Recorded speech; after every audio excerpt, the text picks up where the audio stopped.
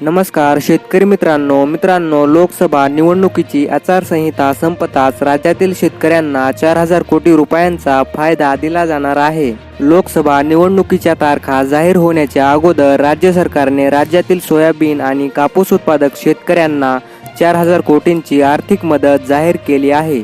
मात्र आता लोकसभा निवडणूक आणि आचारसंहिता लागल्याने ते पैसे शेतकऱ्यांच्या खात्यात जमा झालेले नाहीत। आचारसंहिता संपताच हे पैसे शेतकऱ्यांच्या खात्यात जमा होणार आहेत, असे राज्याचे उपमुख्यमंत्री देवेंद्र फडणवीस यांनी म्हटले आहे। ते यवतमाळ जिल्ह्यातील राळेगाव येथील निवडणूक प्रचार सभेत बोलत होते। यावर्षी राज्यातील सोयाबीन उत्पादक शेतकरी आणि कापूस उत्पादक शेतकरी यांना कमी दराचा मोठा आर्थिक फटका बसला आहे। अर्थात संपूर्ण हंगामात या दोन्ही पिकांचे दर हे खूपच कमी राहिले आहेत, ज्यामुळे आधीच दुष्काळी परिस्थिती त्यात योग्य दर न मिळाल्याने शेतकऱ्यांचा राज्य सरकारसह केंद्रातील मोदी सरकारवर मोठा रोष आहे।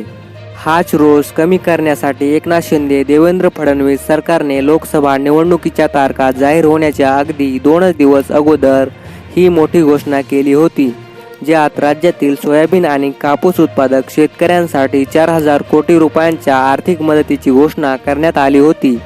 याबाबत बोलताना फडणवीस यांनी ही माहिती दिली आहे। पंतप्रधान नरेंद्र मोदींनी पंतप्रधान शेतकरी सन्मान निधी योजनेअंतर्गत शेतकऱ्यांना 6,000 रुपये दिले आहेत, तर राज्य सरकारने देखील 6,000 रुपये दिले आहेत। जगभरात काही देशांमध्ये युद्धजन्य परिस्थिती निर्माण झाली आहे। रशिया युक्रेन युद्ध, इराण इस्रायल युद्ध या युद्धजन्य परिस्थितीमुळे कापसावर निर्बंध लागले आहेत।